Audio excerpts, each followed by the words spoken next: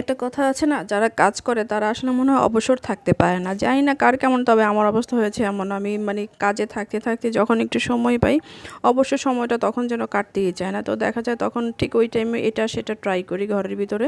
তো এই তো আজকে ট্রাই করছিলাম একটু চিকেন বন বানাবো, তাই এখানে একটা পুর তৈরি করে নিচ্ছিলাম। এখানে আমি দিয়েছি আপনার ক্যাপসিকাম, তারপর গাজর কুচি নিয়েছি এবং নিয়েছি পেঁয়াজ, সব কিছু মিলিয়ে। আবার আমি এখানে দিয়েছিলাম বেবি কর্ন। মোটামুটি স্বাস্থ্যসম্মত খাবারগুলোই ট্রাই করার চেষ্টা করেছি। পেঁয়াজ কলি, সব কিছু, টমেটো ছিল, সব কিছু দিয়ে তেলে দিয়ে পেঁয়াজ, কাঁচামরিচ, রসুন এবং গোলমরিচের ফাঁকি দিয়ে একটু তেলে ভেজে টেজে সব কিছু দিয়ে আমি একটা মুরগি বুকের হাড় ছাড়া বুকের মাংস আলাদাভাবে একটু পানি দিয়ে ফুটিয়ে নিয়েছিলাম। সেটা একটু সেদ্ধ হয়ে গিয়েছে, সেটাকে আমি আবার একটু ঝুরি ঝুরি করে নিয়েছি। ওটা আমি এখানে অ্যাড করে দিয়ে তেলে একটু ভাজা ভাজা করে নিলাম, সাথে একটু soya sauce, tomato ketchup mix করে রেডি করে রেখে দিলাম পুরটা।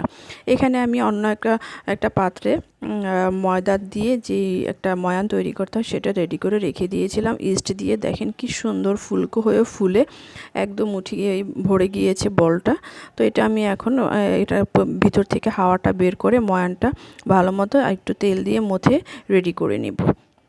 আপনারা চাইলে আধা ঘন্টা 1 ঘন্টা আগেও করে রাখতে পারেন বা ইনস্ট্যান্টও করতে পারেন। ইনস্ট্যান্ট করলে একটু রেস্টের জন্য সময় দিতে হয়। এই তো আমি ওই পুরটা দিয়ে এইভাবে এই যে বল বানিয়েছিলাম, চিকেন বল বানিয়েছিলাম, ভেতরে ওই পুরটা দিয়ে আমি এটা কিন্তু চুলাতেই প্রিহিট রেখে দিয়েছিলাম, চুলায় হিট দিয়েছিলাম। বেশ সুন্দর হয়েছে দেখেন।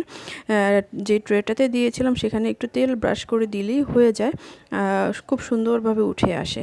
তো উপরে আমি একটু গার্নিশ করে দিয়েছিলাম ডিমের কুসুম এবং তিল, সাদা তিল যেটা, যাতে দেখতে সুন্দর লাগে এবং কালারটা সুন্দর আসে, সেজন্য উপরে একটু ডিমের কুসুম গার্নিশ করে সেখানে যদি আপনি তিলটা এভাবে ছিটিয়ে দেন খুব সুন্দর লাগে, খেতেও খুব সুস্বাদু হয় এবং উপরে কালারটা একটু গোল্ডেন গোল্ডেন আসে, দেখতে ভালো লাগে।